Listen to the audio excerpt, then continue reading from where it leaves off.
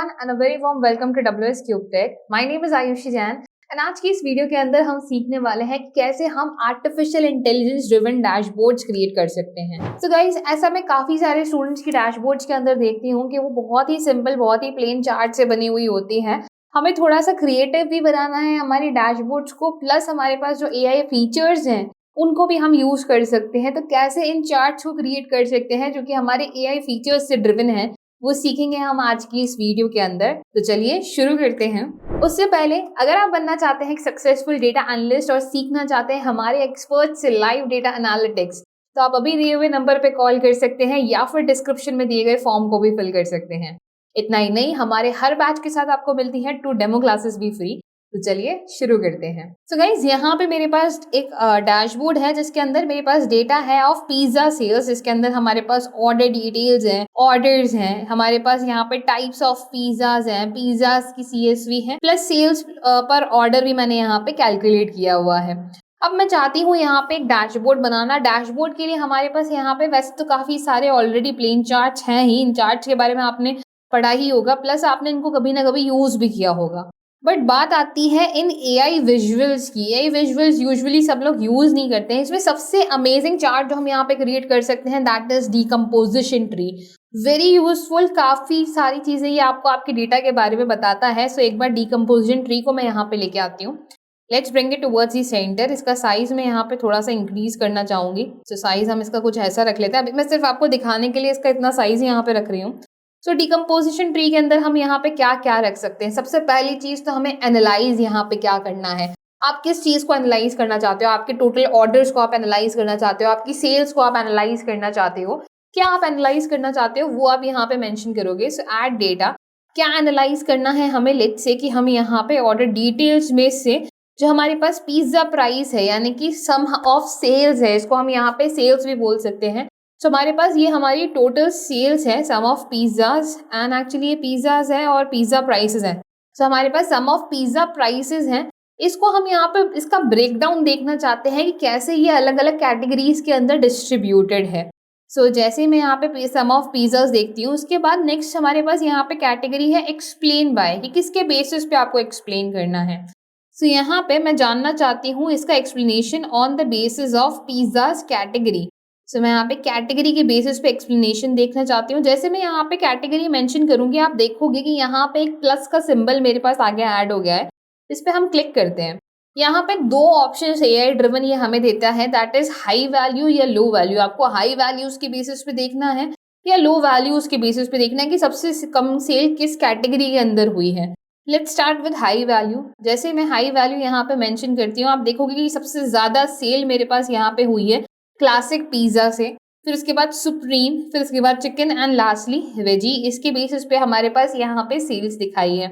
अब इस सेल्स को भी तुम देखना चाहते हो यार कि है ना, अभी तो हमने क्या देखा, हमारी सेल्स का ब्रेकडाउन देखा कि हमारी जो टोटल सेल्स है उसमें सबसे ज्यादा सेलिंग जो हमारे पास पिज्जा है दैट इज क्लासिक पिज्जा। इसके ऊपर भी तुम यहाँ पे देखना चाहते हो कि यार क्लासिक के अंदर भी कौन सी कैटेगरी ऑफ पिज्जा, कौन सी टाइप का पिज्जा है जो कि सबसे ज्यादा सेलिंग है।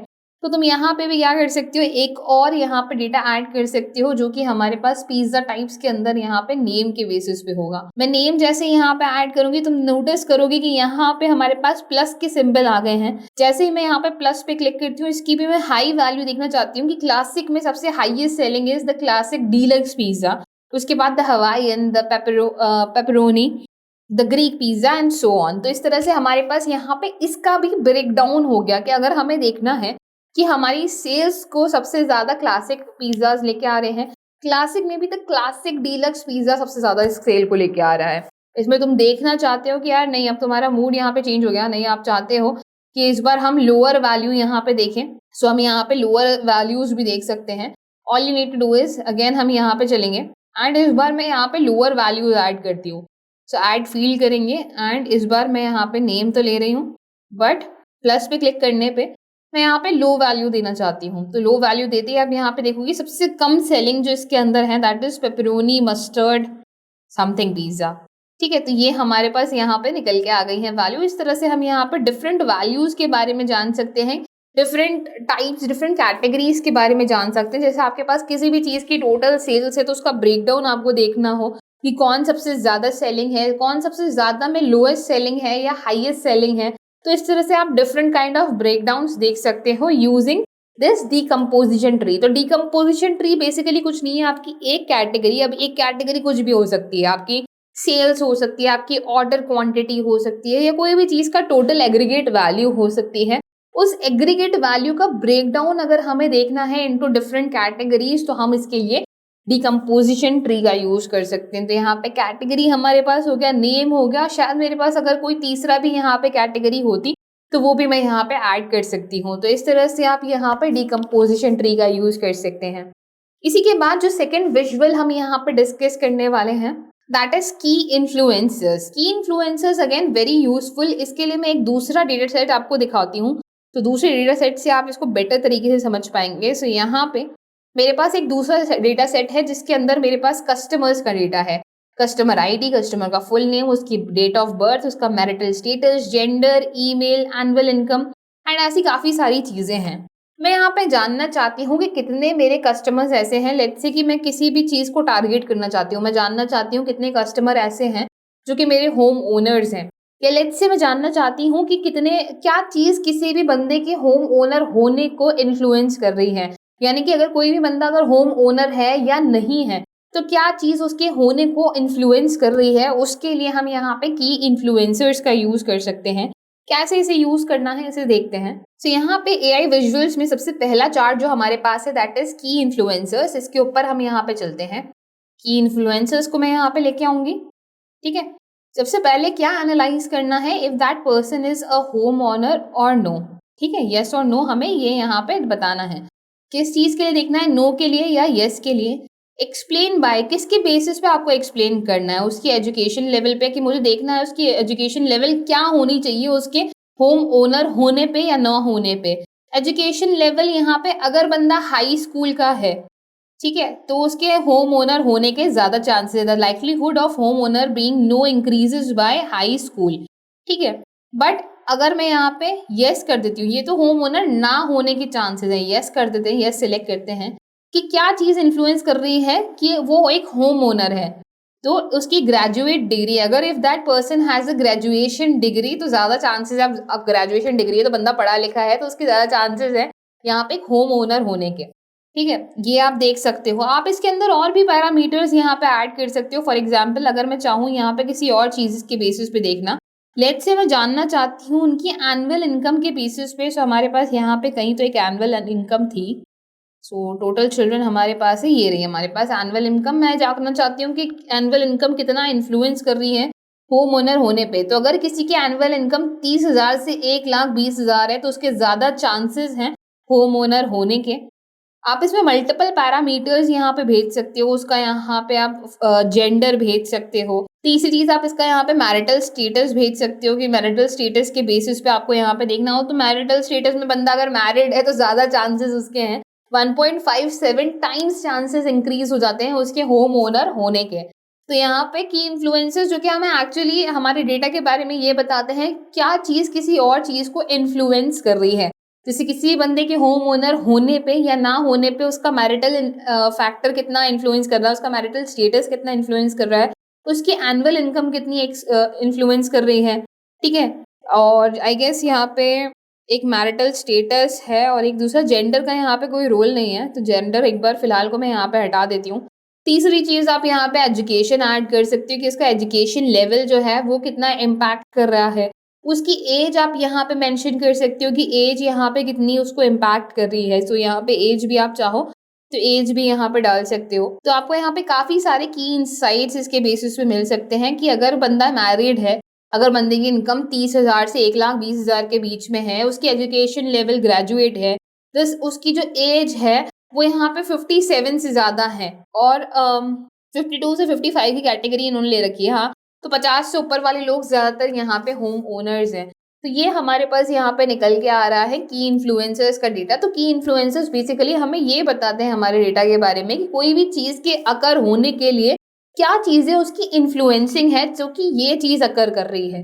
तो कोई होम ओनर है तो उसके लिए ये चीज़ें उसके लिए इन्फ्लुएंसिंग है, एंड अगर कोई होम ओनर नहीं है तो ज्यादा चांसेस है कि that person is not married, उसका मैरिटल स्टेटस यहाँ पे सिंगल है, उसकी annual income is more than 1,30,000। Okay, तो काफी सारे बैचलर्स भी यहाँ पर हैं, तो काफी सारे ऐसे लोग बैचलर्स जिनकी इनकम है 1,30,000, वो भी यहाँ पे होम ओनर नहीं है। सम ऑफ एज 50 से कम साल वाले, सम ऑफ एनुअल इनकम हमारे पास 10,000 से 30,000 वाले, ठीक है। एजुकेशन लेवल जो कि हाई स्कूल जिन्होंने पढ़ा हुआ है, तो वो उनके चांसेस ज्यादा हैं होम ओनर ना होने के। तो ये हमारे पास की इन्फ्लुएंसर से इस टाइप का डेटा निकलता है। मूविंग अहेड, नेक्स्ट टाइप की एआई विजुअल के बारे में यहाँ पे बात करते हैं। जो नेक्स्ट टाइप का एआई विजुअल है वो हमारे पास यहीं पे आपको मिल जाएगा, दैट इज Q&A, कि यहाँ पे हम क्वेश्चन एंड आंसर्स पूछ सकते हैं रिलेटेड टू आवर डेटा, कि आपको यहाँ पे कोई भी डेटा के बारे में कुछ भी क्वेश्चन पूछना हो, टोटल एज पूछनी हो, एवरेज एज पूछना हो, इस तरीके का डेटा अगर आपको यहाँ पे पूछना हो, या फिर आप यहाँ पे एक नया ही Q&A के लिए विजुअल क्रिएट करना चाहते हो। सो इसको ना सिलेक्ट करते हुए मैं एक बार इधर दूसरे विजुअल पे वापस आ जाती हूँ। सो यहाँ पे चलते हैं, इसे मैं यहाँ से डिलीट कर देती हूँ और अब हम यहाँ पे डायरेक्टली ओपन कर देते हैं Q&A। ठीक है, Q&A के बेसिस पे हमारे पास ऑलरेडी यहाँ पे काफी सारे क्वेश्चंस हैं, कुछ यहाँ पे हमारे पास सजेशन भी हैं। शो ऑल सजेशंस को अगर आप यहाँ पे ओपन करोगे तो मैक्सिमम प्राइस आपको कैलकुलेट करनी है, टोटल पिज्जा प्राइस आपको कैलकुलेट करनी है, एवरेज पिज्जा की प्राइस आपको कैलकुलेट करनी है, how many pizza sizes are there. तो ये सारे एआई ड्रिवन विजुअल्स हैं कि आप इजीली यहाँ पे कुछ क्वेश्चन एंड आंसर्स मेंशन कर सकते हो, कि अगर आपको आपके डेटा के बारे में कुछ भी क्वेश्चन यहाँ पे मेंशन करना है, वो क्वेश्चन आप यहाँ पे मेंशन कर सकते हो और उसका आंसर आप यहाँ पे गेट कर सकते हो। सो मैक्सिमम प्राइस जैसे मैं यहाँ पे डालूंगी तो हमारे पास मैक्सिमम प्राइस यहाँ पे निकल के आ जाएगी, जो हमारे पास जो भी पिज्जा है वो यहाँ पे 35.95 वैल्यू का है। तो इस तरह से हमारे पास यहाँ पे मैक्सिमम प्राइस निकल के आ गई। ठीक है, तो मैंने यहाँ पे मेंशन किया कि which category has maximum price, तो ये यहाँ पे मुझे बता भी दिया कि कैटेगरी वेजी के अंदर मैक्सिमम प्राइस है। अभी हमने थोड़ी देर पहले देखा था कि क्लासिक्स के हमारे सबसे हाईएस्ट सेलिंग है, बट वेजी कैटेगरी वाला जो हमारा पिज्जा है वो सबसे उसकी प्राइस सबसे ज्यादा है यहाँ पे। और आप चाहो तो यहाँ पे नेम भी पूछ सकती हो कि which name has maximum price. So the Greek pizza जो है हमारे पास वो सबसे हाईएस्ट सेलिंग हमारे पास है। सो ग्रीक पिज्जा हमारे पास वेजी की कैटेगरी के अंदर है और इसकी सबसे हाईएस्ट प्राइस है। तो ये हमारे पास निकल के आ गया। इस तरह से आप क्वेश्चन आंसर्स यहाँ पे पूछ सकते हो और अपने डेटा को यहाँ पे गेट कर सकते हो। किसी के बेसिस पे आप कुछ विजुअल्स भी यहाँ पे क्रिएट कर सकते हो। तो यहाँ पे डिफरेंट विजुअल्स भी हैं, जो भी आप यहाँ पे क्रिएट करना चाहो विजुअल्स भी आप यहाँ पे क्रिएट कर सकते हो। सिमिलरली अगर आपके पास कोई भी डेटा है, लेट्स से कि इसको हम यहाँ पे हटाते हैं और लास्ट हमारा जो एआई विजुअल है उसके बारे में बात करते हैं। तो यहाँ पे मैं एक स्टैक प्लॉट क्रिएट कर रही हूँ, हॉरिजॉन्टल स्टैक हमारे पास है और ये होगा on the basis of let's say कि सिंपली मैं यहाँ पे कैटेगरीज ले लेती हूँ और कैटेगरी के बेसिस पे मैं यहाँ पे ऑर्डर्स के अंदर से सम ऑफ क्वांटिटी, कितनी क्वांटिटी ऑर्डर हो रही है मैं यहाँ पे वो निकालना चाहती हूँ। तो मैं यहाँ पे ऑर्डर डिटेल्स का सम ना निकालते हुए काउंट निकाल लेती हूँ। सो सम की जगह पे हम एग्रीगेशन के अंदर यहाँ पे लेंगे काउंट ऑफ ऑर्डर्स। ठीक है, तो काउंट ऑफ ऑर्डर्स हमारे पास यहाँ पे निकल के आए कि सबसे हाईएस्ट सेलिंग में हमारे पास क्लासिक है, then supreme, then veggie and lastly chicken. ये सबसे हाईएस्ट क्वांटिटी ऑफ ऑर्डर्स के अंदर हमारे पास ये है। इसी के बेसिस पे अगर आप इस डेटा की समरी बनाना चाहते हो कि ये विजुअल नहीं चाहिए मुझे, या इसके बेसिस पे मैं चाहती हूँ कि मेरे पास एक डेटा की समरी हो, तो उस केस में हम यहाँ पे चौथी AI visual that is smart narrative का यूज कर सकते हैं। जैसे मैं यहाँ पे स्मार्ट नैरेटिव पे क्लिक करूंगी, इस चार्ट की बेसिस पे जो हमारे पास यहाँ पे डेटा है वो निकल के आ गया है that 814,579 classic had the highest count of order details. सबसे हाईएस्ट काउंट हमारे पास क्लासिक का है which was 34.80 higher than chicken which has the lowest count. सबसे लोएस्ट हमारे पास चिकन है और सबसे हाईएस्ट हमारे पास क्लासिक है, और हाईएस्ट जो हमारे पास क्लासिक है वो लोएस्ट से 34.80% ज्यादा है। Classic has the highest count of orders at 14.579 followed by supreme, फिर वेजी और लास्टली चिकन।